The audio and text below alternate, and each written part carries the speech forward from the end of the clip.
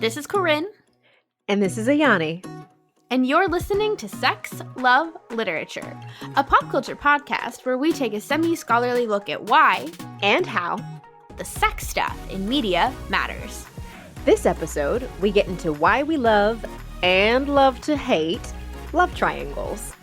We talk what makes a love triangle truly top tier, second male lead syndrome, and, let's be honest, a lot of K-dramas. But don't worry, we talk about other stuff too. And as an extra special treat, we're joined by the wonderful Lia Riley, romance author and co-host of the Kdrama podcast Afternoona Delight. And before we get started, if you have a friend who'd like a little SLL in their lives, maybe send them a link to your favorite episode. Maybe even this one. And don't forget to leave us a 5-star review, only 5 stars though, on Apple Podcast or Podchaser to help other people's friends find us too. And now on with the show. Hello, SLL listeners. Corinne and I are back to talk more wonderful sex stuff with you today. Hello. On our episode. Today, we have something very special planned for you. If you looked at our title, you notice we're going to be talking about love triangles across a variety of media, but we also have kind of a special treat. So, listeners, we would like to welcome Lia Riley to our podcast. Woo! Yay, thank you. So, Lia is a prolific romance author. She has written a slew of books, a wide variety. Just a couple titles that we pulled are Upside Down, Last First Kiss, which is a great title, by the way. Like, it always jumps out at me. And Mr. Hockey, which sounds very sensual to me. I'm kind of excited about that title. But Lia has written many, many, many romance books. And we're kind of having her here today as an authority on romance to talk a bit about love triangles. Yeah, and we also know Lia from the podcast Afternoona Delight, which is a K-drama podcast that she co-hosts, in which they look at K-dramas from a writer's lens. As if you've listened to any episode of our podcast, you know that I watch too many K-dramas and have bullied Ayani into also watching too many K-dramas. So yeah, you have. I forgive you though after all this time. Oh, I maintain that it has improved your life. So I mean, I can't really disagree, but yeah, Lia, anything that you would like to add? Well, I am very excited. This is my first time getting to be a guest host on another podcast. So we are like a nascent group we are writers, 3 friends who started writing kind of around like 2011, 2012, kind of debuted around 2014. And so myself and my co-hosts, Amy and Megan, we were just going through kind of like the same COVID hell everyone was. And, got another writer friend, Chanel Cleaton, recommended Crash Landing on You to me, knowing that I really like forbidden love tropes. And so I checked it out on Netflix. I was immediately hooked in and started like my K-drama obsession, where I brought Amy and Megan into it because something I think I noticed as like someone who writes commercial fiction is I feel like K-dramas, when like they're done well, they really are nailing tropes like nobody's business. And they know what their audience wants. They're delivering at like a high level. And so I just thought it became like really creatively fascinating, especially in something like romance where you already know, like the promise of romance in general is that you're going to get to a happy ending. So how do you keep a reader engaged when they know it's going to work out, right? And so yeah, I feel like that's kind of like the genesis of how we started, where we were just mad texting about plots and stories and decided, none of us are techie, but let's just give it a go and start doing podcasting. So in February of this year, we launched Afternoona, and it's just been a huge delight. And I think also what's been so fun has been like connecting to other people, because in our own worlds, we have no one to talk to about this, like in our day-to-day real lives. So we've like been able to make lots of friends online. We've been able to make friends with like, other podcasts, folks like, all of you. And it's just been like this really enriching thing. So I feel like I've been like creatively inspired. I hadn't been actively writing for a couple of years. I also work in higher education doing experiential learning, which is not sexy, but fun. And I also have a production company with my agent where we produce a range of books from romance to women's fiction to also more nonfiction through like big five publishers and also Audible. And so I definitely am always like busy on story and plot, even if I'm not actively writing. But again, I feel like that's where K-dramas can often be like a masterclass in tropes and commercial fiction.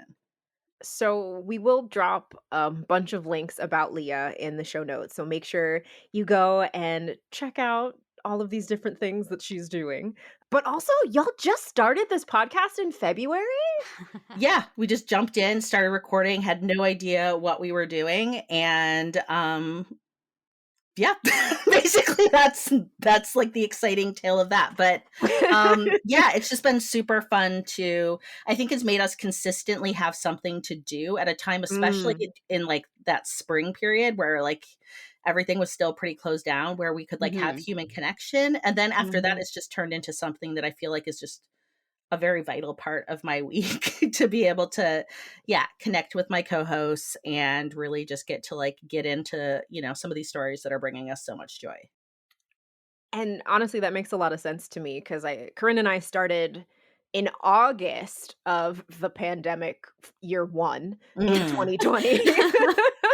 And it was definitely a way to kind of maintain connection while also talking about these things that we like and we care about, So I totally vibe with that and I totally understand that. But I'm also just really impressed with how okay, so I hope this doesn't come off wrong, but how well everything is put together when saying that you three are not techie, right? Like, and the fact that this was just started in February, you all do fantastic work. So I Well, don't know. thank Big you. kudos I to you think guys. that I give a lot of credit to Amy, who, if like anyone likes K-pop, like there's always a leader. And I would say that Amy kind of like, we laugh that like Amy keeps us like on track. She was the one who originally like figured out how to do sound editing, trained us, and definitely like gives us the frown when we start to go over. Megan and I are like the monkeys in the cages, just like who will make our podcast go way too long. I unplug my mic half the time laughing. And so I give a lot of credit, but I do think, we all bring something to it. And I think the fact that we all really genuinely have this like real found passion for this has made it be something that we really do put, quite a lot of time in too. Oh, I'm so excited to have you here. So, to get started, one of the things Corinne and I like to do is a little segment we call What's Sparking Joy. And with What's Sparking Joy, what we do is we share a piece of media, book, TV, song, video game that is bringing some joy to us in our lives because it's fun and because we like to do it. So, to start, Corinne, what is sparking joy for you? So, two things. First, I mentioned this the last episode we recorded, but I just finished the K-drama Happiness, which is a zombie K-drama that's like a romantic thriller kind of thing. And I do not like zombies at all. I very much dislike them. But I really, really liked the two lead actors, so I decided to check it out. And I'm really glad I did because I don't know, the pacing was great. The main relationship was great. They really, really nailed the ending. It was definitely a drama that I'm glad I watched, even though it's not my normal genre.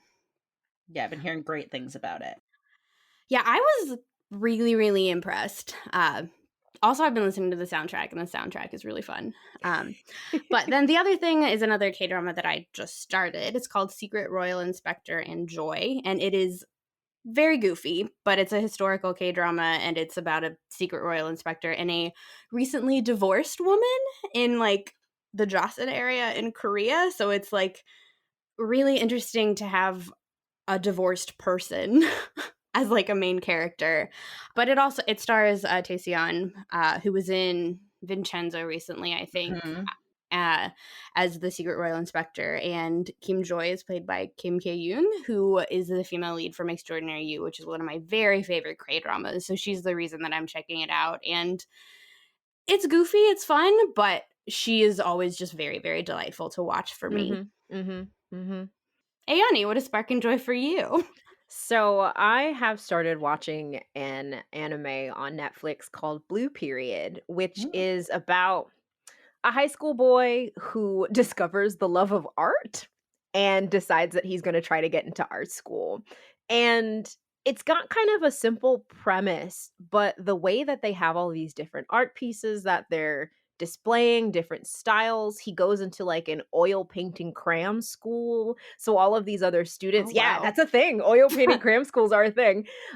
So he's working with all these different artists and all these other students, and they're talking about their passions and, just the trials and tribulations of trying to get into art school. And his family can't like afford a fancy art school, so he has to get a scholarship to this one school. And it's like art stressful, which I kind of appreciate, but also like I think I've talked about this on other episodes, but I've kind of graduated to this point in my life where like watching anime high schoolers, I feel like they're auntie. So when he's like struggling and studying for his test, I'm like, you got this, baby, keep studying. And then like when things go well for him, I get really emotional and start crying. And I'm like, you did it, sweetie, you did it. So he just passed his like, oh, well, if it's a spoiler, that's fine. But he just passed a major exam, and he like came into the episode like running through the door, and he's like, I did it. And I was like, yes, you did. I'm so proud of you. So yeah, Blue Period is sparking a lot of joy. I'm impassioned by this young person pursuing their love of art and missing my youthful joy of things. So yeah, joy being sparked. Leah, what is sparking joy for you? So, well, one thing I just want to make a nod to is anime is like a new foray for me. My son is very deeply into anime. And so, he's a junior higher, but, loves it. And he's been getting me to watch Attack on Titans. I think it's Attack on Titan or Titans. I don't know if it's plural or singular. Singular Okay. Titan. I am very much enjoying it so far. It's super weird and fun, and feels like a good amount of apocalyptic WTF-ery to keep me interested. So yeah, we're kind of like watching that on the side of like all the other like things I do. So so I will check this out and recommend it to him as well. Yeah, and we clearly are going to have to talk after this episode because I'm going to have to just give you recommendations. Okay, So. sounds very good. So something that sparks joy for me is we over the fall break, like kind of like / Thanksgiving time, when schools were closed, we drove up to Seattle, and I live in the Central Coast of California, so it was a pretty big road trip. And so I downloaded this book for my husband and I to listen to kind of up in the front of the van. And it was called Ghost Empire by Richard Feidler. And I'm actually not quite done with it, but it is a nonfiction read. And it's about the founding and growth of like Constantinople, now Istanbul. Oh. And it's a really, I think I was just shocked to know how little I knew about kind of like the fall of the Roman Empire and how things shifted very significantly into Constantinople fairly early on in the game. And just kind of like a lot of like the dramas that were happening, during that kind of like period of like 400 to like 900 was, I don't know, I guess I just hadn't really like spent a lot of time thinking about it. And as I've been listening to it, just lots of very like juicy tales of, betrayal, incest, plague, and Richard Feidler actually is a Australian. He used to be, I think, like a punk band guy, like in like the 80s maybe, and he is now like a journalist and has a really amazing podcast that's called Conversations with Richard Feidler, and he's kind of like the Fresh Air, except like maybe a little hipper. And so yeah, it's kind of got that kind of a vibe to like the storytelling as well, and so it's very accessible. It's kind of not like it's not a dull tone. Like if I can't sleep, sometimes I listen to ancient history of the world and like that can knock me out in like 2 seconds, whereas this is very captivating. So that's been bringing me a lot of joy of just kind of like, sometimes I go on nonfiction binges and I feel like this has kind of set me up for one. And then another thing, probably a little bit less like nerdy, but nerdy in a different way, is I am wildly excited that BTS has gotten onto Instagram. They finally have official Instagram profiles. And I don't know. I mean, I know they're real people and not characters. However, I really appreciate like the aesthetics each of them bring and kind of like how their personalities seem to like fit well with like their profiles. And I'm very endeared by BTS in general. Like I definitely feel like, I don't know. I mean, maybe I'm self-identifying as Army at this point, but yeah, I've just found it this week to be very fun watching like, you know, Jim post a picture of like a big steak and that's it, or watching like V accidentally follow a member of Blackpink and like watch his world get destroyed in like 5 seconds as he's like, holy shit, what did I just do? And then like unfollowing her very quickly as everyone's like, why? What's the reason? And you're just like, these poor people and like the life that they live. But it's just like kind of like an interesting like social media exercise to like see like some of the most famous people in the world trying to like be mid-20s on Instagram. So it's been, yeah, sparking some joy for me.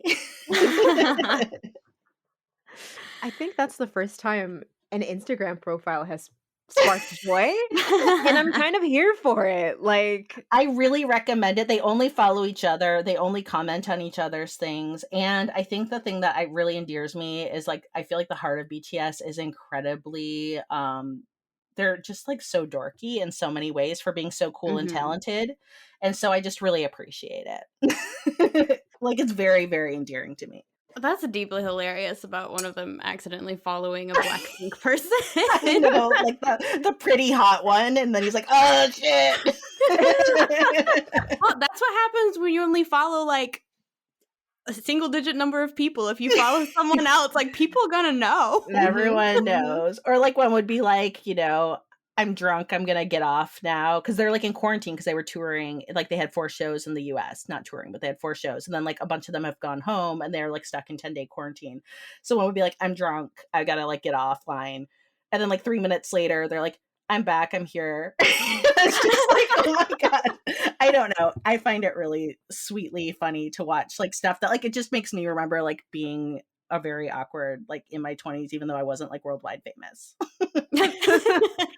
and kind of like a blessing. I don't think anyone needs to see my 20s blown up like that. Good Like, Lord, no. This is, I am very thankful to self-identify as like a Zennial, like on that cusp of like the millennial Gen X for me. Like social media really like hit its stride in my grad school, but not my undergrad. And for that, I have like much thanks to like everyone. No one needed to see that. Ugh. I literally joined Facebook my first year of college, Yeah, but this okay. was like old Facebook before there were actually photographs. So a lot of that like bad freshman year behavior is Ooh. lost to the annals. However, sophomore and junior year might still be up there. So like don't go look for it. but oh yeah. Well, that has brought back some memories and sparked some joy, I suppose. But moving into our main kind of conversation for today, we have Lia on to talk with us about love triangles. So I think in some of our previous episodes, we've talked a bit about love triangles, how we've reacted to them, things we liked about them, things we didn't like.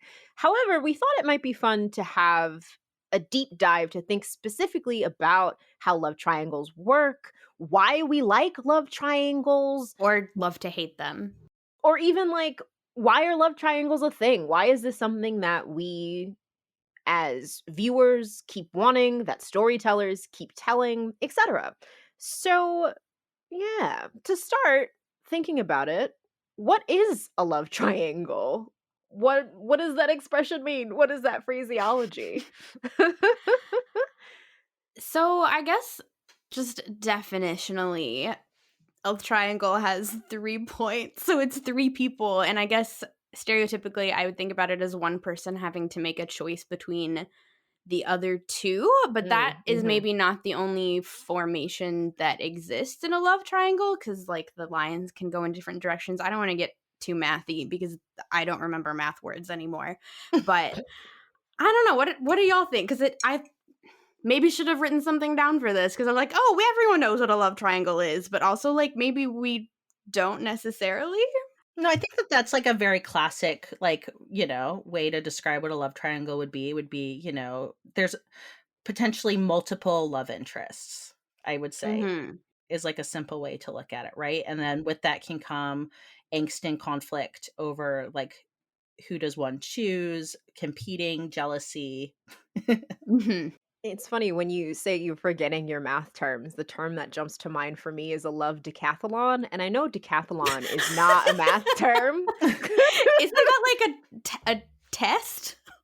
So the way I've heard it used is kind of like when you have a story where there's one main character and then like a million love interests around them and everybody is like racing for this like center pillar of So love, if so that The makes sense. Bachelor then. Yeah, like The Bachelor or like harem stories and things like that. It just made me think of it because you said math words. And decathlon is not a math word, so I know even fewer than you, apparently. And I think that actually that's interesting because like that idea of like a harem trope where there's like multiple partners essentially for like one person. And I'd say that like the reverse harem has become quite popular in like self-published books Mhm. recently. So like Mhm. one woman, many men. But that's kind of like it's a little bit different than the love triangle, probably because I think love triangle also generally like implies a little bit more of that angst, like inherent to Mm. the choices, right? Because in like a reverse harem situation, it's like the more the merrier. Whereas like love triangle is trying to like get to a partner, I think maybe. Or not. I Mhm. mean, not always, but like I think a lot of times I'm trying to like think. I mean, I'm sure there's like exceptions to that, but I think that's kind of like the nexus of like a lot of the conflict. Well, Okay. and like the joke that I always think of now when I think of love triangles in the show Never Have I Ever, created by Mindy Kaling, one of the main character, Davy's cousin Kamala, is in like a quote unquote love triangle, but she's not really. So like when Davy's like, "Oh, you're like in a real life love triangle," she's like, "I'm." It's more of like a line and a dot. So that joke is always, it's funny, but also B, I think it's interesting to think about in terms of like who likes who, and also like when we think of what makes a love triangle work, that Mm. you kind of need to have some kind of suspense, because you really just have a line and a dot, then you don't have that angst necessarily that like makes, to me, a successful love triangle. Yeah, fair. So when you say successful love triangle, are there some like examples that jump out to you? But also I think successful is an interesting word to choose as well. Like what Mhm. is success in a love triangle? Is it us feeling angst as well for like what the characters are going through? I mean, so one of the things I think, see, I think if I am entertained by a love triangle and not annoyed by it, I think is ultimately, to me, what makes it Oof. successful. But also, like, one aspect that maybe matters for a love triangle is not knowing what choice the person making a choice is going Mm. to make, and that could be a woman or a man. We don't have to. Although I think I generally prefer love triangles with like a woman and two dudes. I don't really like love Mhm. triangles with a guy and two women because I don't know, it just is annoying to me. I don't, can y'all think of any love triangles like that, That are really, that you like? successful with a Yeah. man and 2 women. No, because I feel like then they lean into, like, those, like, ideas of kind of, like, catty women. Yeah, Mhm. and that's stuff that just I'm not into, and so, yeah, I'll have to ponder that a bit to think if I can think of one that's been successful that way, but so far, I feel like they tend to just get kind of icky. So, one of the ones I've seen people mention a lot that I don't know personally, but is actually from The Witcher. So in The Mm. Witcher, in the game, there are two love interests that you can choose between. And apparently there's a lot of conversation about like what makes people want to make a decision between one or the other. And they're both kind of fully realized and interesting characters. And I'm wondering if now that The Witcher is being adapted, right, Mhm. into a Netflix series, we've already met Yennefer, who is one of the points of that triangle, and we might meet another point, so to speak. So that's one that like jumps to mind to me, but I haven't played the game personally because I think it would stress me out. But that's when I hear a lot of when people talk about love triangles, or not love triangles, but in thinking about games, that one comes up a lot. But I'd have to think about No, some and then other another ones. one that I'm thinking that like this isn't so much pop culture, but it was like a Korean movie was one that is like I think when you can like include like some queer sexuality in it, that can be interesting. Mhm. So like I Mhm. saw one, I think I'm not sure, Kern, if you've seen The Frozen Flower, I haven't. No. which is yeah, it's like two men and a woman. And I don't think it like in the end felt as successful as I wanted it to be, but I did think that like it had like it was trying for an interesting premise. Mhm. Well, and another one I'm thinking of, again, not to me successful, but perhaps we're starting with unsuccessful I was love gonna say that was the triangles. opposite of the question that I asked, but okay. Well, to decide what something is, you have to decide what it isn't too. So, book spoilers for Wheel of Time. I am enjoying. Uh, Should I not do that, Ayani? but, you told me not to try to remember things that you've said about Wheel of Time, so this puts me in an Okay, awkward position. so I will not give names, but in the Wheel of Time book series, and I feel like they're going a different direction in the show because they're making a lot more, honestly, feminist decisions and how they're adapting things, which I am a fan of. But one male character has 3 female love interests, and instead of choosing, he just keeps all and marries all of them. And that's So it's it. like it pretends to be a triangle and ends up being kind of a harem type style. Yes. And well, and like I think that's the problem for me with like love triangles with a dude at the or love shapes with a dude at the center is that like there is that like temptation to make it so he doesn't really have to make a choice.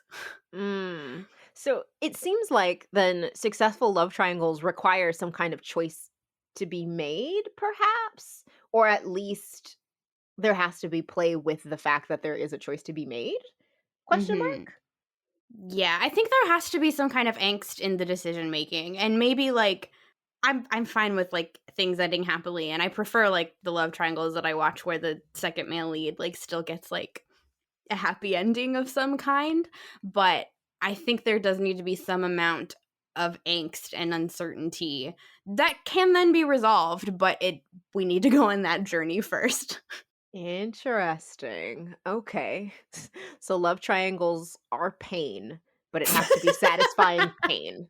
I think I'm so. learning. It I'm needs to be learning. pain. It definitely there's like an element I think for people who like love triangles a lot that, we're just liking a little bit of masochism to our romance.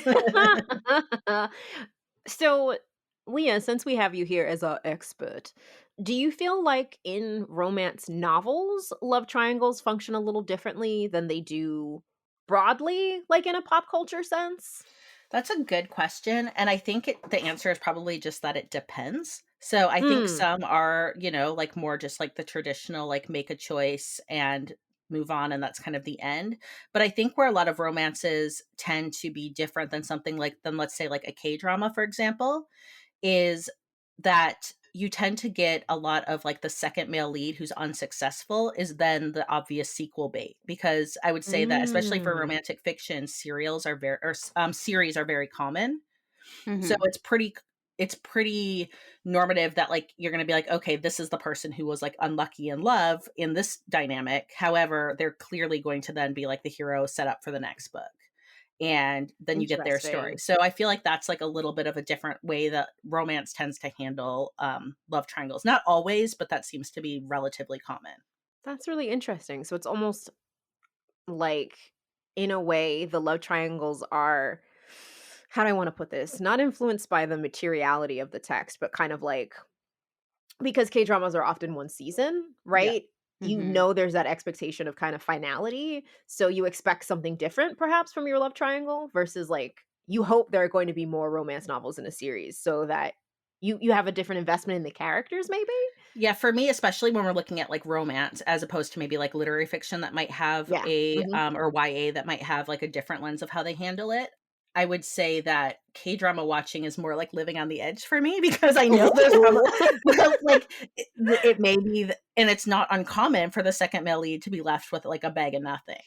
And yeah, you're it's always so sad. it is. It's sad, and then I don't know. So something we've done in our podcast as a result of like dealing with this pain is we actually have done two episodes, and I think it's just something we're going to do like once a quarter now because like second male leads are like very commonplace in K-dramas. Are these poor men that end up with nothing even though they're amazing? Is we do second male lead SOSs where because we're writers, we then write them the happy ending that we think that they deserve, which ends up being I don't want to even like admit to how cathartic I find it because I get so invested, and then being able to like fanfic like them a happy ending, like I honestly will like move to like being at peace with the situation in my own head. So I love that journey for you. It brings me so much peace. Because like, not to get off on a tangent about fanfic, but like, I don't know. I think there is kind of that almost fanfic value in a way that like if you feel a story hasn't worked, there's the power to be like, well, I can just write it and make it happy for me. And if no one else is happy with it, it doesn't matter because I have found my peace. So I really like that. I really like that.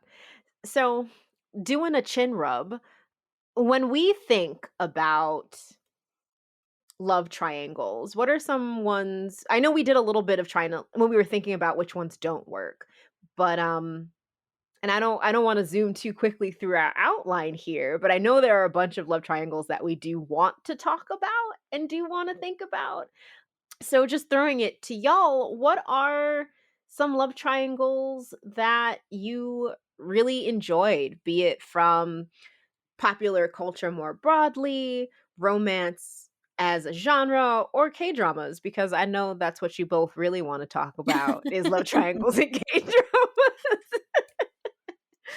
So Corinne, I see that you had put out there I think probably one of the most like famous pop culture love triangles of kind of our generation, which would be the Twilight franchise with Bella, Edward, and Jacob, which is a special place in my heart for just how batshit it truly went by the end of the series, where the love triangle was like the nexus of the love triangle was Jacob was actually imprinted on an egg and Bella's ovary. Don't get me started, Leah. Oh my God.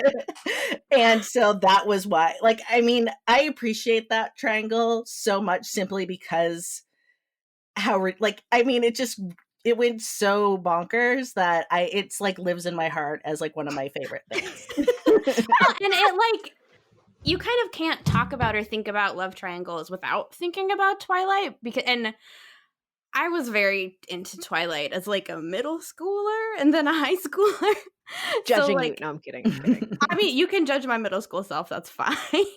But like, I feel like because it went so batshit crazy by the end there, it shaped how people respond, like fans and fandom respond to love triangles by having like teams, like if you were Team Edward or Team Jacob. But then when it went off the rails, I think it soured a lot of people on love triangles maybe because like there are people like when they think of YA or romance novels that like have a romantic element are like, oh, it's a love triangle, why is that? And I feel like for my generation at least some of that stems from Twilight, but then using that same team lens on like another big love triangle that came up was Katniss, Peeta, and Gale in the Hunger Games, even though I think those are different. Yeah, I always thought that triangle. It was an interesting. I felt like the Hunger Game ones always felt a little more forced to me because Gale just never felt like as much of a player to me. But he also wasn't imprinted on Katniss's egg. So I mean, like there was tension there, and I liked it, but I just don't think I ever like. I didn't take the ball. I felt like Peeta was endgame so much that, like, for me personally, I like. Even though I did quite like Gale.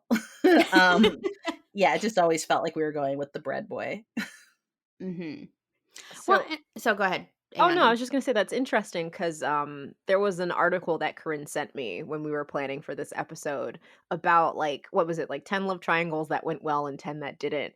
It was like a BuzzFeed listicle thing where they just It was Mhm. clickbait, but I clicked on it, so it worked. It did work, and it's topical, so, like, you had your reasons.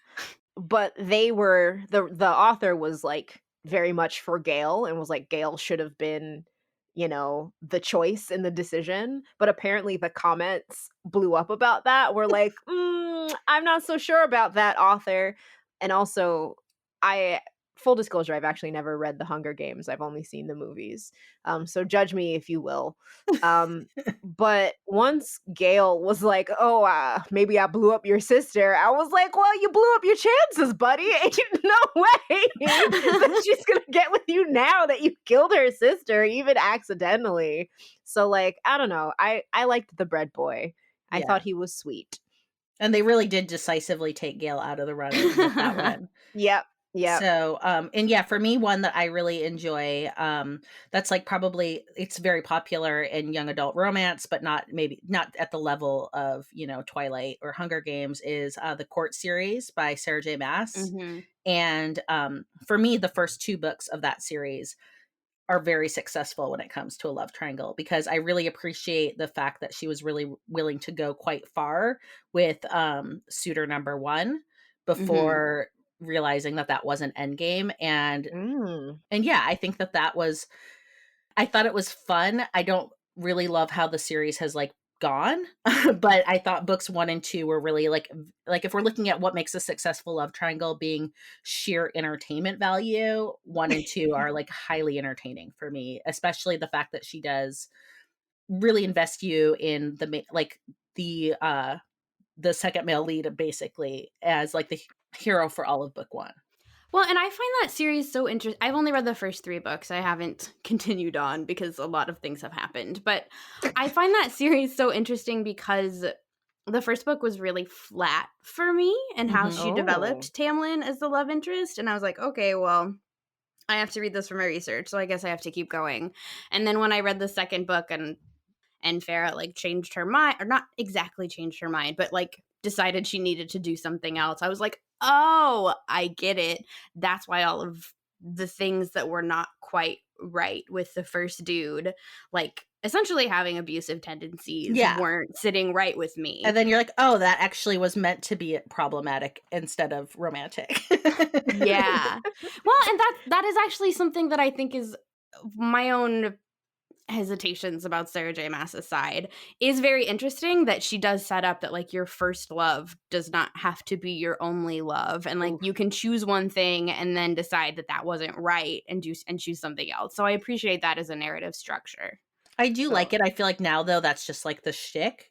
And Yeah. so that also is like where I kind of give it like that's fine, but when every like series basically seems to hinge on that premise, then like you're kind of like, okay. That's fair. And then yeah, I also really love like going old school, like the Sense and Sensibility idea where like, Mhm. you've got like the like super romantic, sexy, like obviously is gonna like, love you all upright Willoughby, and then like that responsible, boring on paper, even though like for me, I think he would go down like a champ. Colonel Brandon.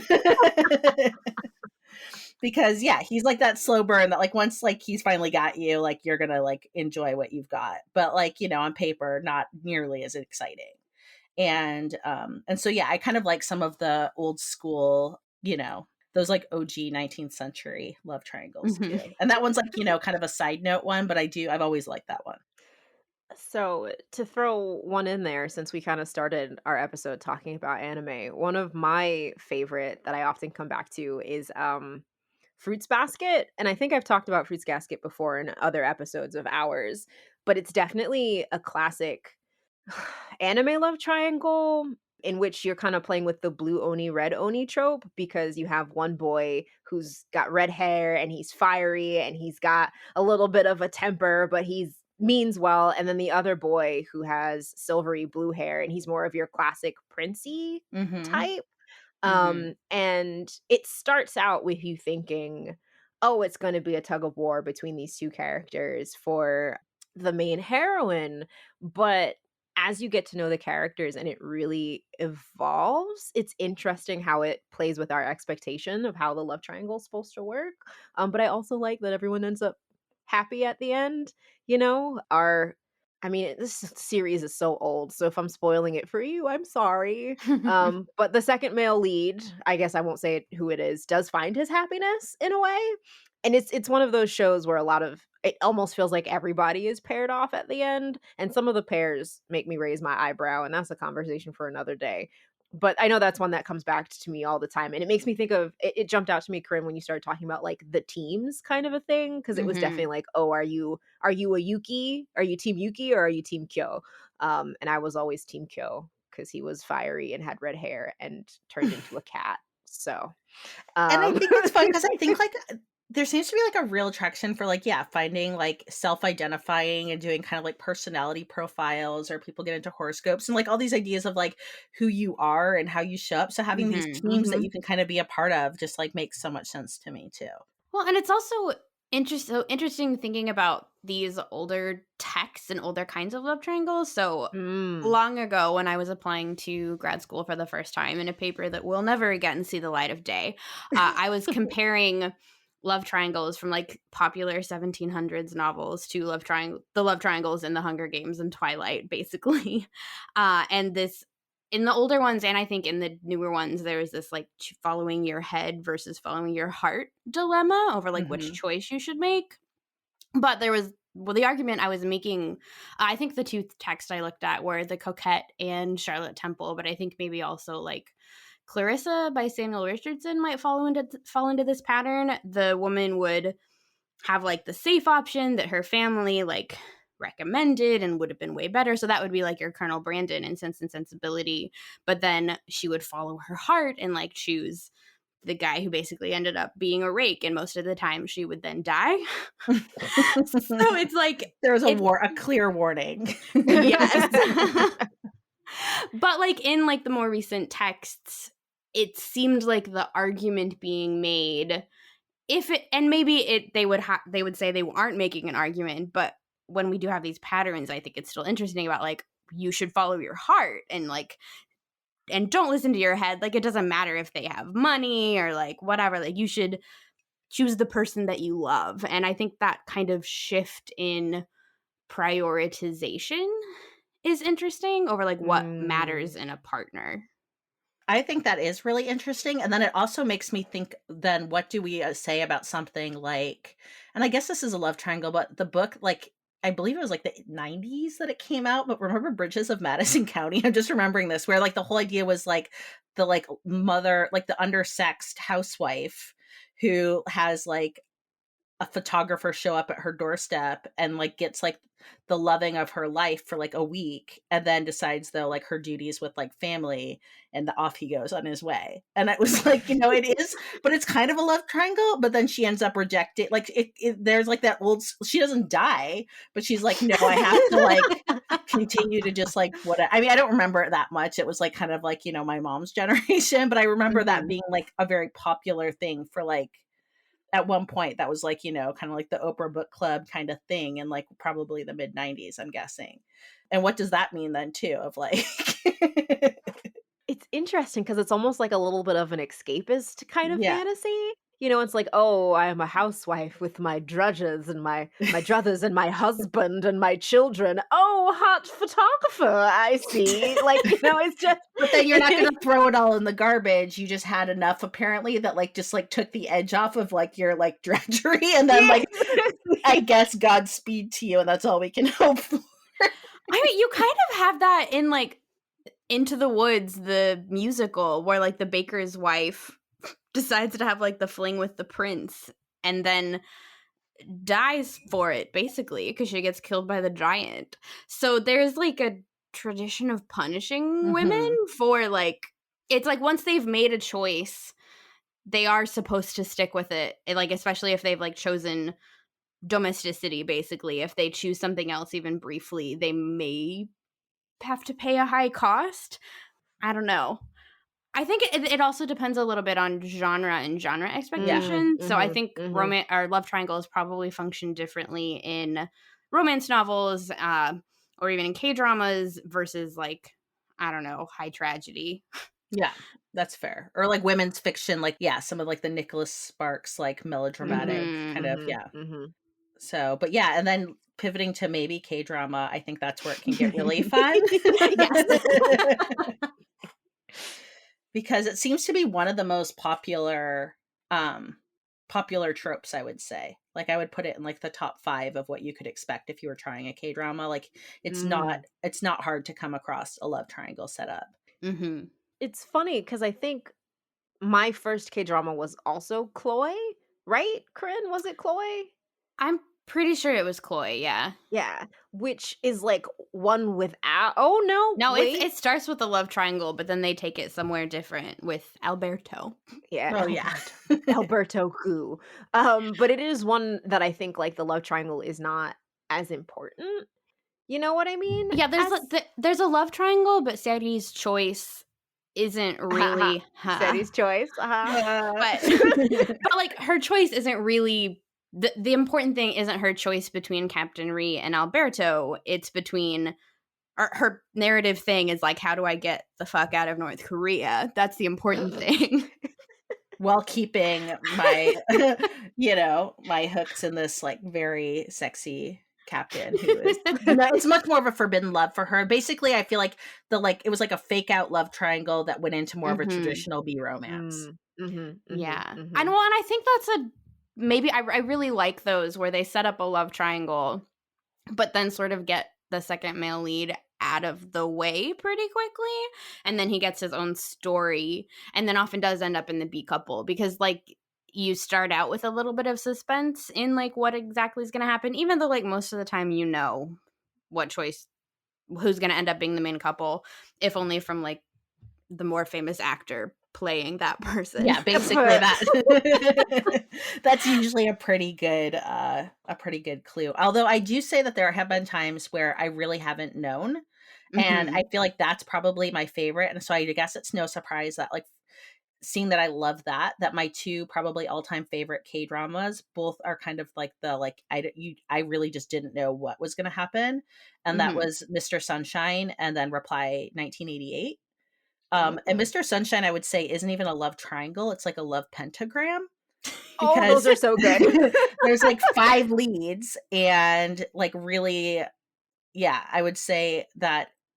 Have either of you seen Mr. Sunshine? That's on my list. I keep not watching it because I also hear when people watch it, they cry a lot, and I haven't had the tears to spare.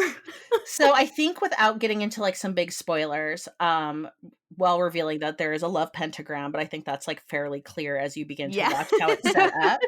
It is a selling point. Is that the main female lead, I think you can really look at her as like a metaphor for like Joseon or Korea as a whole.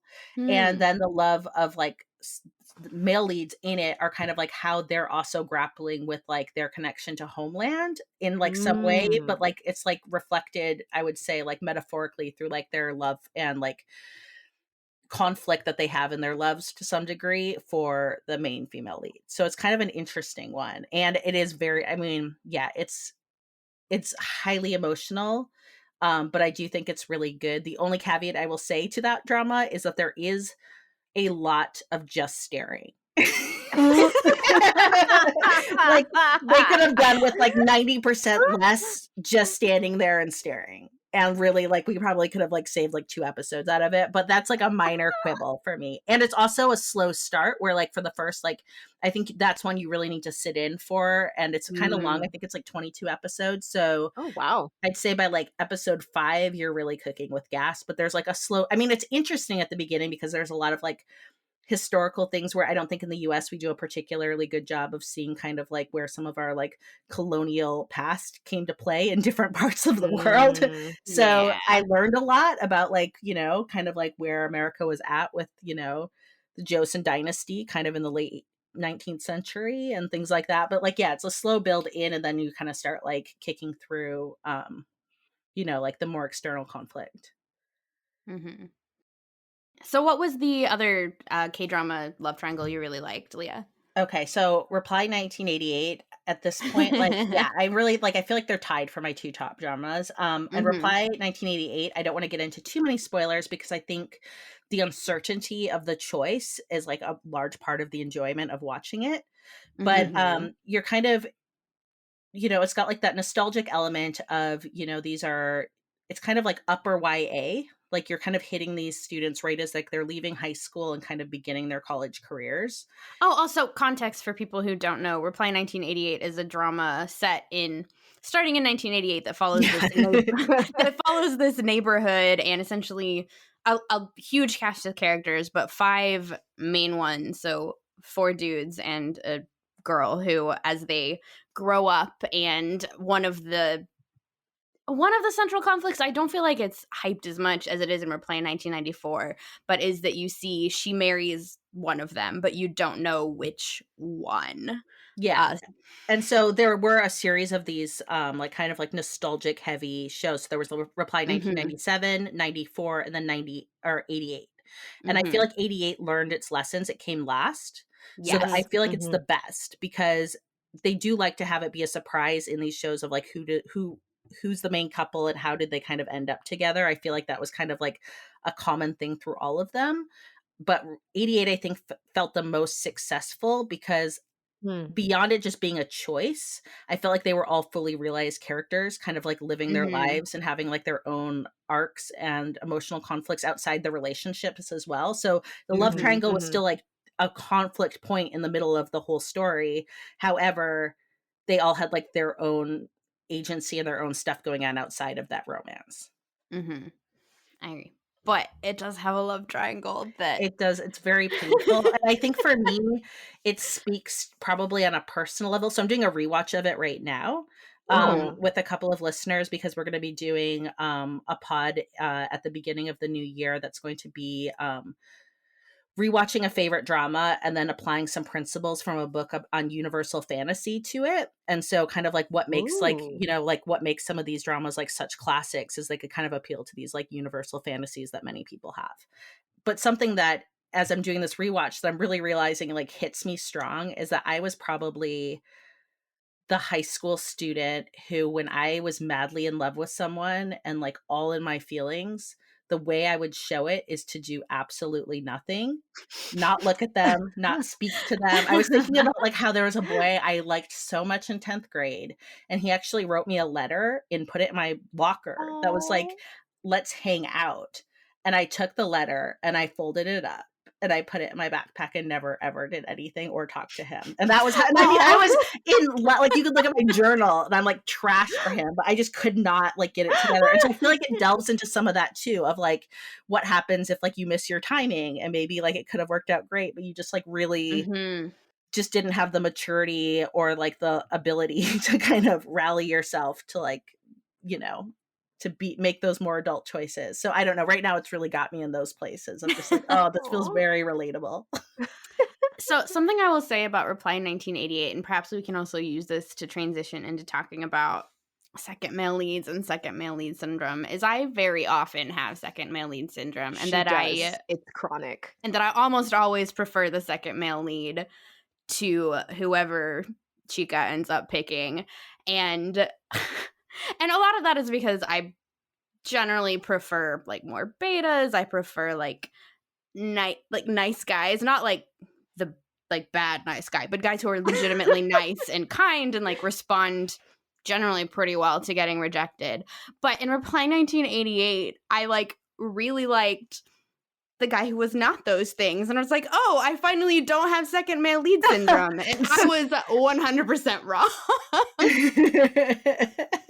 Yeah, I was very surprised at this time rewatching it. I really can see how choices were made that like I was very surprised where the drama went when I watched it the first time. I just had no idea it was going where it did. And I was shook at first and not happy, and then kind of settled into it and was like, okay, this works for me. But now watching it this second time with that lens, I feel like I'm seeing some of the subtleties like laid out a little bit more clearly. And the other thing, I'm not sure if you're aware of this, but the second male lead in Reply 1988, they almost killed off. It was actually written to kill that character off. Oh my goodness, I would have been so upset. It would have ended. I would not have been able to cope. They were going to have they were going to have that character die. And at the end of the drama, you can actually see there's like some very kind of like weird vibed scenes where they kind of explain it as his mom is going through menopause, but she's very downcast. and there's just kind of like a strange tonal shift in their family. And apparently those were scenes where he was Oh. supposed to be dead, but it played so Oh. poorly to audiences that they had to be like, no, just kidding, he didn't die, the mom just has like menopause. That's fucking hilarious. I And know, also, the fact like, that a it's mess. menopause of all the things. Right? Like, oh yeah, menopause makes you feel like people have died. Sure. Yeah, and she would just sit around and be like, my cycle has ended. And then like she'd just sit in like a darkened room, like alone for like the day. And you were like, wow, she really like feels that. Well, I guess that makes more sense now, I guess. Yeah. But I mean, if they had killed him, I couldn't have handled it. Oh my god. If there comes a time that I am lucky enough to go through menopause, I'm gonna sit quietly, just look at my spouse and be like, my cycle has ended. Because he loves Reply 1988, so he better get it. But like, Yeah, just oh have like a shaft boy. of light falling artfully over your face. I'll hold a flashlight above my head. Oh my god. Oh my goodness. That would have been a very different direction for that drama to go. It is, and you Oh, can see how wow. it's set up very like basically he sacrificed himself in like a training exercise, because all men in Korea go into the military. So it was going to be, I like read all about like what it was, and it was going to be like a training exercise had gone wrong and they made a choice to sacrifice themselves to like save others and died. Wow. So thank God, because like I can handle like tragedy. I mean, I like Mr. Sunshine, I'm a glutton for tragedy, but I couldn't have handled that level. That would have just not worked for me at all. So I know you said kind of leading into second male leads, which I think we talked a little bit about here with your syndrome, Corinne, but it makes me it's a sickness. She can't get over it. But this actually makes me think of, like, we talked a little bit about love triangles gone wrong, but like maybe thinking about love triangles that we hate, because if they would have killed him, then this would not be a love triangle that you found successful. This would be one that would have tipped into the, oh, I can't stand this territory. Mm-hmm. Is that fair to say? Yeah, no, definitely. So what are some other triangles that like did not work for you? We talked a little bit in the beginning, but like specific references. So for me, one that I truly cannot stand that made me so annoyed. So as a caveat to my second male lead syndrome, a lot of the time, even though I prefer the second male lead, I narratively understand why the female lead goes with the first male lead. Like, it makes sense to me. She's got to do that. It's fine, even if I think he's less interesting or less cute or whatever. But when I think she is making the wrong choice because he treated her badly or because it just doesn't make sense to me, then I get very angry. And one drama where that happened is True Beauty, which is a K-drama that adapted a webtoon. And so mad. I was talking to Minji, who was on our Chloe episode, about her favorite and least favorite love triangles, and she like also brought up True Beauty as the one that she hates, because it has that classic, like, this guy who treats you fine for a while but then treats you terribly and then just shows up again and is like, and now we shall start again as if nothing has happened. It's like, no, dude, you ghosted her for like many years and that is not acceptable. I am so fascinated by this because, okay, I have a daughter who's in middle school and she's watched K-drama to a point, and True Beauty is like her favorite show. Oh, God. And she's been like, you need to watch this drama, Mom. Like, you just have to watch it. And now I'm like very curious to be like, what like toxicity is resonating with my like teenager? So, I mean, well, one, I think it plays with like that first love trope that might be lovely for a teenager, which is a great term, by the way. Thumbs up to that one. But also, I get annoyed with high school kind of antics sometimes. And there were a lot of, I can't talk about my feelings because I'm a moody high schooler, like, vibes to True Beauty. And I can't do it anymore. But also the second male lead, Han So-jun, was just such a cutie. He was, again, showing my proclivities, but he was like, you know, the bad boy with the heart of gold, who's not really that bad. He's like a mama's boy and all this kind of stuff. But he was just, to me, more fun, more interesting, and more genuine with the heroine, and kind of open about what he's feeling and what he's going through. And the fact that the decision was made between this guy who's honest and open and kind, etc., and then And the dude consistent. Like, he'd been there consistent, for yes. her without expectation of anything for, like, again, many years. Well, this other guy was just gone. Yeah. Yeah. So, Well, you've piqued my interest now. I might have to, because I've been kind of like, yeah, I'll get to it. Now I'm like, we might need to have some like mother-daughter conversations over this. I will say we did really, really enjoy it, especially at the beginning, because it was very campy and playing with a lot of tropes.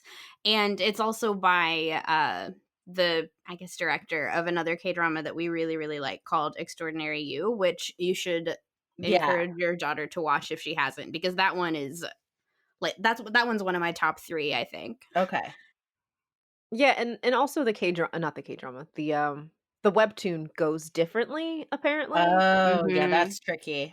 So, and we have an episode about True Beauty in which we talk about our feelings in some other regards. But yeah, it was interesting. We really liked it in the beginning, and it kind of took some turns that we weren't wild about.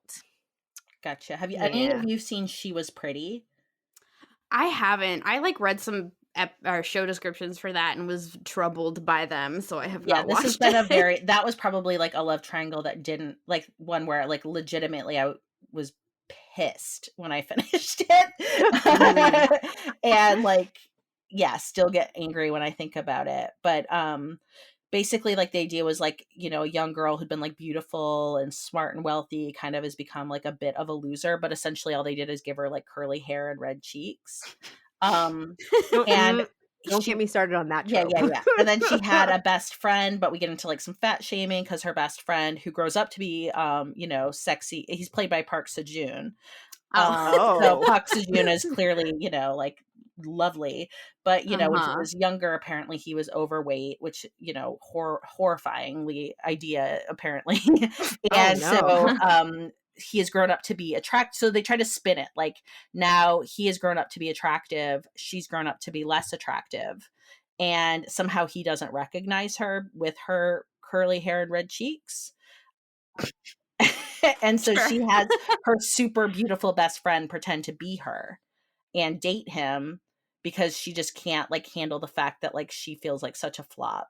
And then meanwhile, the second male lead is this like amazing writer who's actually a secret like famous novelist who's like just it's the actor is Choi Siwon, who was in Super Junior, so he's like a K-pop idol. He's super cute, and he like falls for her even when she looks kind of like not apparently like classically beautiful, and has this like really amazing relationship. But like apparently when you have first love, nothing can overcome the power of first love in a K-drama. So he's like kicked to the curb for no reason, because he's like, I love you as you are right now, as a fully actualized like woman and human as you are in this moment, not like the other guy who like liked your hot best friend and like once you had a glow up likes you now too. I'm just annoyed listening to you talk about this. Yeah. So I wrote it down, but I'm gonna cross it off. I would say to watch it just because the second male lead is so good. Like, his character is great, and I don't think I've seen a drama do another character as dirty as I feel like they do him. And he has facial hair, which is unusual in a K-romance too. Like, I feel like clean shaven seems to be like the standard, whereas they give him like a little bit of like that like 5 o'clock shadow and like a knit beanie, and he's just kind of like a bit of a hipster, and it just really works.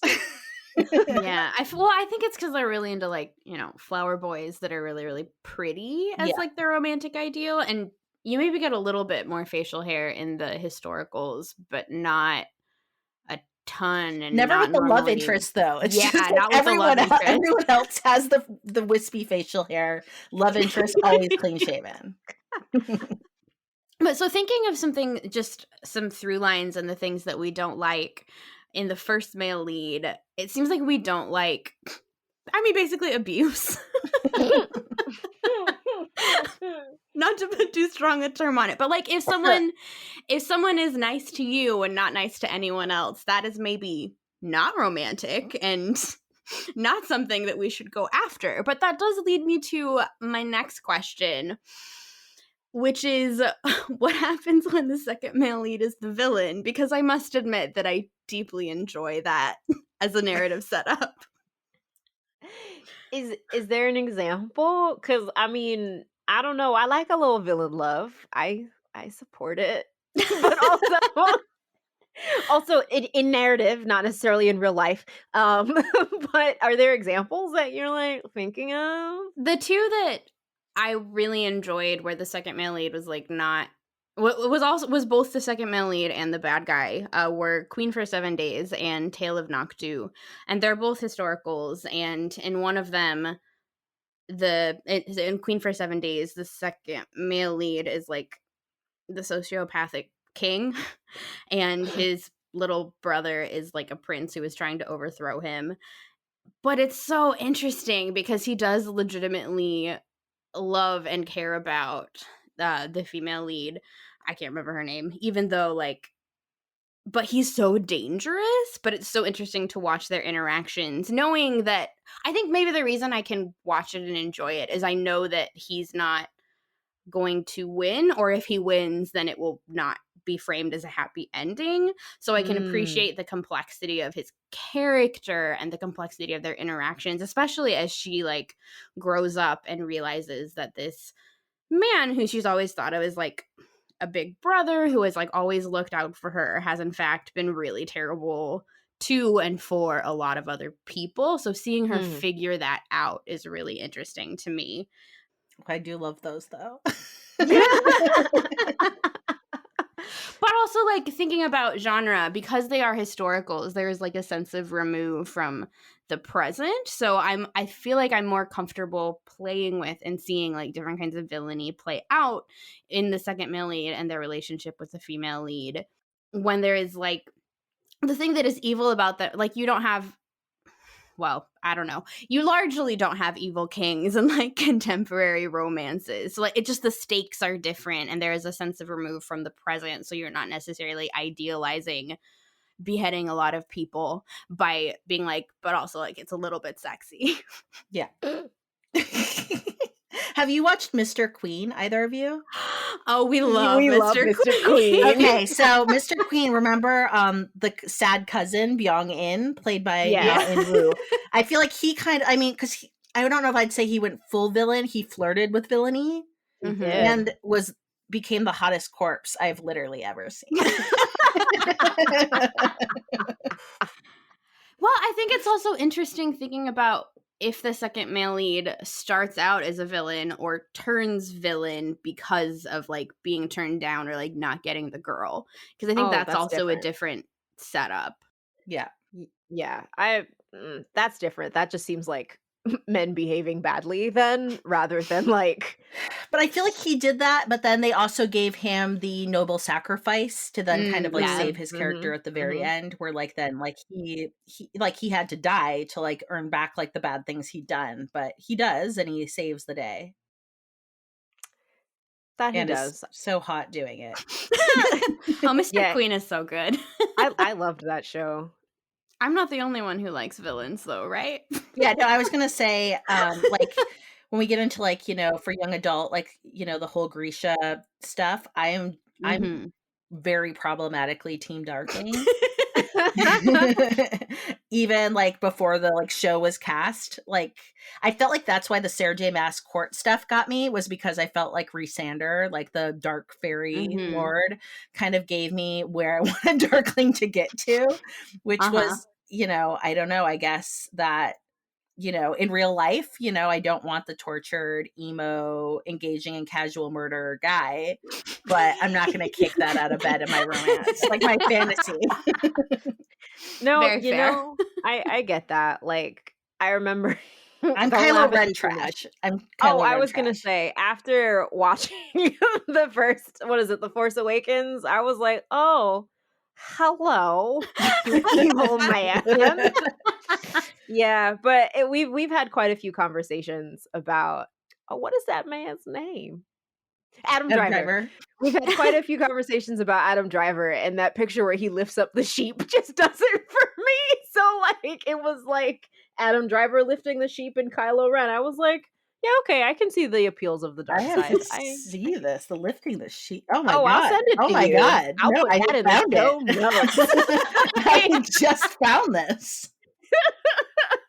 And I like that it's under hashtag ladyboners when I looked it up. There you go. Amazing. I just remember being like, I want to be lifted like a sheep. Please and thank you. I like them strong. But my proclivities aside, so I think we all like a little bit of villainy in our storytelling, but not in our real lives. So just as a note, because I know we're gonna be rounding this up, a lot of these love triangles that we've been talking about are definitely very, very heterosexual, Yes. right? Mm-hmm. And I do think it's always interesting to think about how queer love triangles can work or change our expectations of how a love triangle can work. But it seems Mhm. like you need the angst, right? I feel like as long as there's a good bit of angst and a good bit of pain, then I mean, I'm going by the definition we laid out. This is our That's working true. definition. If we've got some good angst and we've got some good pain, then I guess queering love triangles can work and be interesting in the same way that straight ones can, even if you play around with who's getting with who and how all that works and fits together. Do we have any like examples of queer love triangles that jump to mind for us? I know there were a couple that we talked about on the episode of Vox Pop that we were on, which I'll throw in the show notes. One that comes to mind for me that is not a K-drama, but I really loved Orange is the New Black.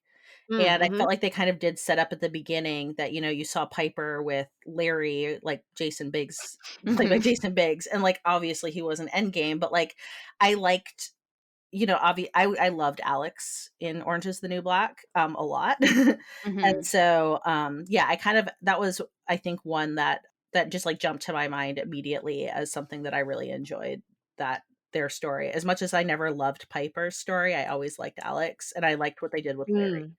I also, so another one that I think of is in the Serafina books by Rachel Hartman, and I do a lot more work with Tess of the Road, but at the end of the Serafina books, I guess this is a spoiler for those books, but not really, because it's mostly about the dragon stuff. But Serafina Stuff. Serafina likes the prince consort, or who ends up being the prince consort, but the queen ends up liking Serafina, so she ends up being in a polyamorous relationship with both of them.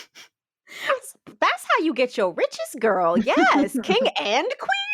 Well, and it's super interesting because, like, it ends on this, like, oh, maybe I don't have to choose note at the end of the first duology, and then in Test of the Road, which is from the point of view of another character, but you see Serafina a little bit. You sort of see from the outside how it works in practice, and, like, Serafina has a baby that then they pass off as the queen's baby, even though it's, like, the prince consort. It's very interesting and also very surprising to have in a YA novel, I think. But I liked it. I was surprised by it. I think the angst came from her thinking she had to decide, and also, you know, for having to defeat the villain and everyone. But then the decision ended up being not the one she thought she would have to make. So, yeah, I think it's interesting then that the angst is tied to decision making, but we can play around with how that actually works in ways that are satisfying. Mm-hmm. And I know my co-host Megan just watched a K-drama short, because most of like the boy love, which is what they call most of like the gay K-dramas, they're usually really short, like 8 episodes or something, and they like end up having like 11-minute run times. But one that she just watched that I think had like a bit of a triangle aspect in it was called The Tasty Florida. And I know that she really enjoyed it. And the name comes from like, there was like a restaurant with the name Florida, like a Chinese restaurant with the name Florida in it.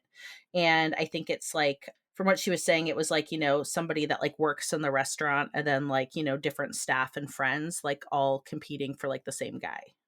in the restaurant. So it sounds like a fun one and short. It does sound fun. I appreciate something that doesn't take 20 hours of my life. Yeah, something Right? that you can jump in for a night. The boy loves that I've watched have always been like a fun, just like one night, maybe two tops, like I just feel like kind of palate cleansers in between these long, like, 16 to 22 episode like behemoths. Mhm. So, to kind of wrap up our conversation with one last question, broadening out from kind of just our personal feelings on love triangles, what are some of the effects maybe of love triangles on fandom? I know we talked a little bit about like the team angle of things, like team I was gonna say Team Bella. I guess nobody was really Team Bella. She should have had her own team. But Team Jacob or oh my god, why am I forgetting names? I was like Team Jacob or Team Kevin? That would have been a whole other spoon. The sparkly vampire Kevin.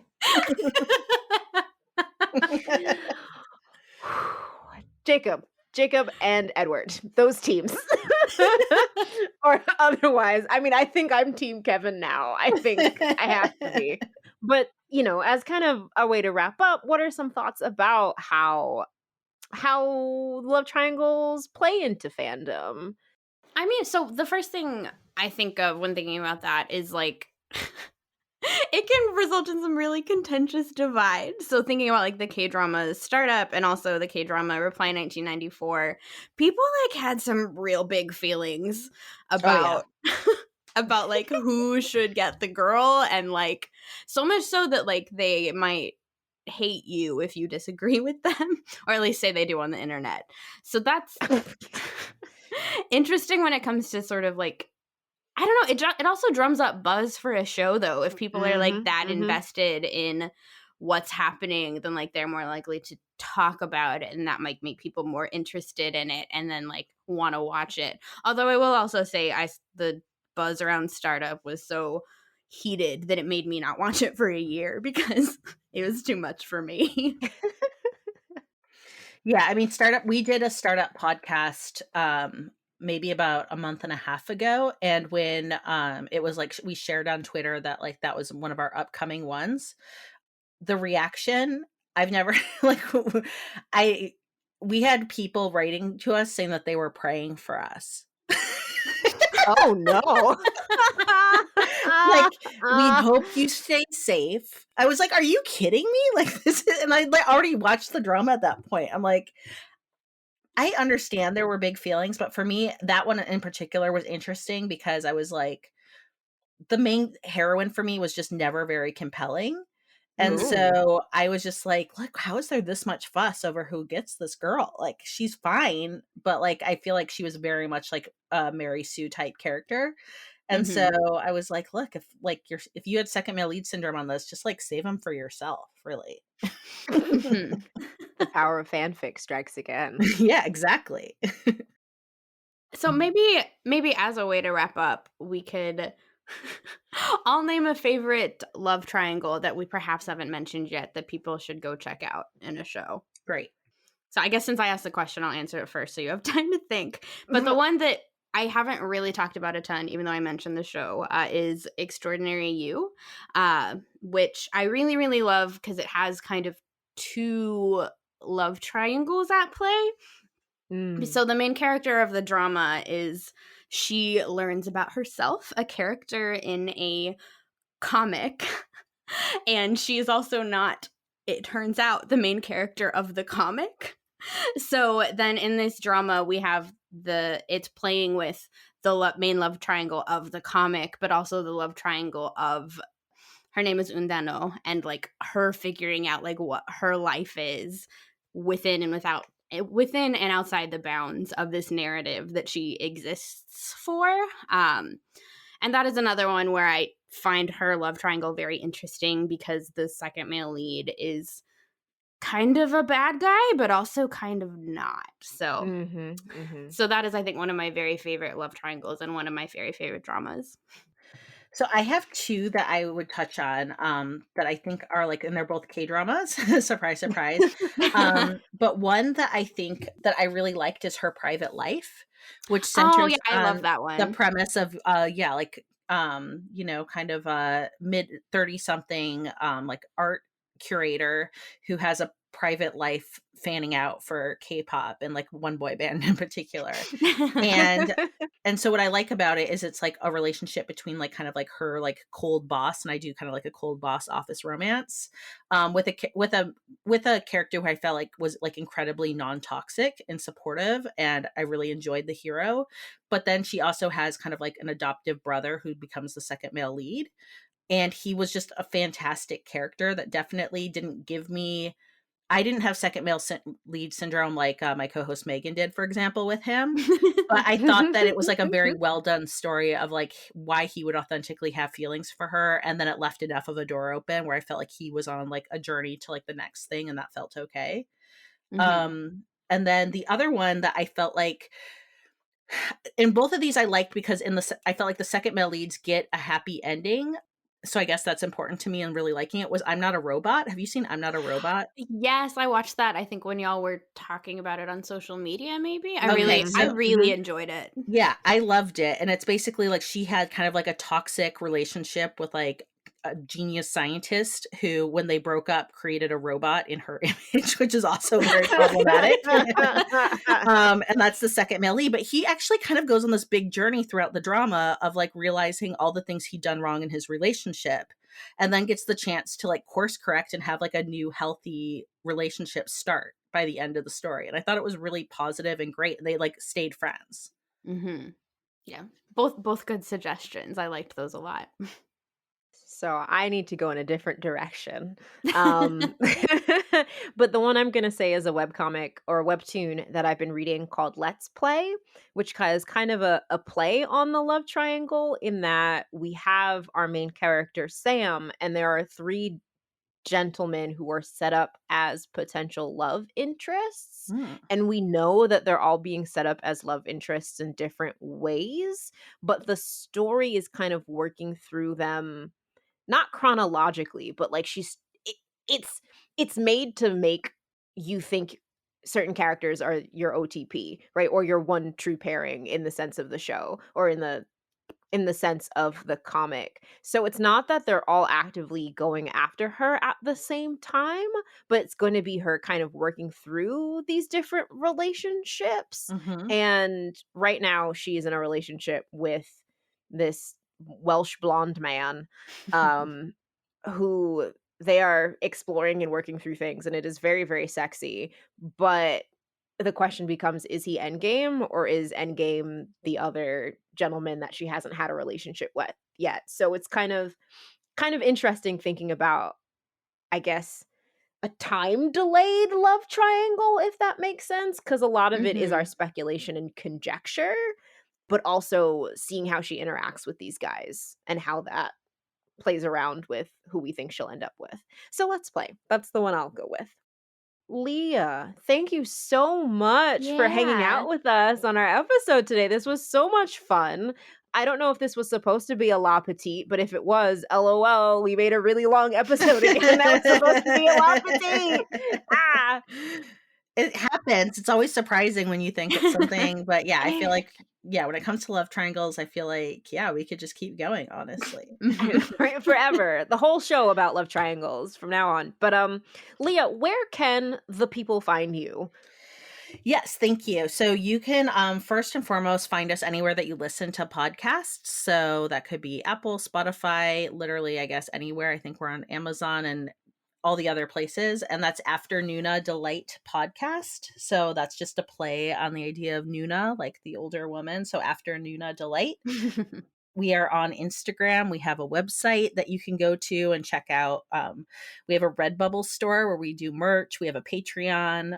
We're on Twitter. And I'd say, like, yeah, the main places we're active on social media is definitely Instagram and Twitter. And then we've got like a new and really fun Patreon that we've been growing that's been really fun to hang out with. And we do a monthly K-drama support group there. So basically, like our Patreons can come and we do like a Zoom chat where everyone gets to like kind of do what we did tonight, have like a topic and like get off their chest what they need to, because I think especially in this country, like, you know, like we're all US based, you know, it's not uncommon to be very much a part of like enjoying a lot of this content and not having anyone to talk to about it. And so trying to make a space for that has been really fun. So yeah, you can just literally like, pop onto our website maybe first, Afternoona Delight and .com, and that'll show you all the places that we are around the web. And you can find us on Facebook, Instagram, and Twitter at SexLoveLit, all one word. I guess we're probably the most active on Instagram, and I'm trying to be a little bit better about Twitter, but, with varying degrees of success. Yeah, to be fair, our Twitter interactions are often us commenting on stuff that Afternoona Delight posts. Because I gotta talk about Kdramas with someone, so that's what I use it for. Absolutely. I can't use my like professional Twitter account to talk about Kdramas. I don't know. Although my podcasting persona is apparently all about Kdramas, like that is how I was introduced when we went on Vox Pop. So I wonder how that happened. It's certainly not because I bring them up every episode. That couldn't be it. No way. But thank you so much, Lia, for being with us this episode. Thanks to all of you for listening. We'll see you next time. Bye. Bye. Good night.